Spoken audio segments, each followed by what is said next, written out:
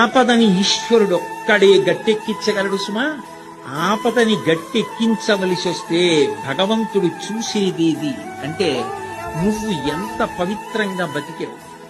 నువ్వు ఇతరులకు హాని చెయ్యగలిగి ఉండి కూడా చెయ్యకుండా నువ్వు నిభాయించుకున్న సందర్భాలేవి.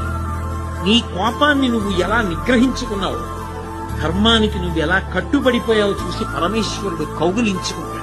కబీర్ దాస్ గారు ఓ మాట అంటాడు, ధీరే ధీరే రేమనా ధీరే సబకుచి హోయ్ మాలీసించే సౌకర్య రుతువాయే పదహోయ్ అంటాడు. ఇవాళ విత్తనాలు పెట్టి నేను బిందులు నీళ్లు పోస్తే జామ చెట్టు వచ్చి కాయలు కాస్తుంది. ఇవాళ విత్తనం పెట్టి కొద్ది కొద్దిగా నీళ్లు పోస్తే ఒక 5 ఏళ్ల తర్వాత చెట్టే జరగదాస్తుంది. ధర్మాన్ని నమ్ముకున్నవాడు పాడవడు. ధర్మానికి ఫలితం శాశ్వతమైన ఫలితం కాలంలో కనపడుతుంది. ఆనాడు ధర్మం పట్టుకున్నవాడు ఎంత గొప్పవాడో మిగిలిన వాళ్ళకి కూడా ఆదర్శం అవుతాడు. ధర్మం వదిలిన వాడు నశించిపోతాడు. అది నిరూపించాడు భాగవతం ప్రారంభ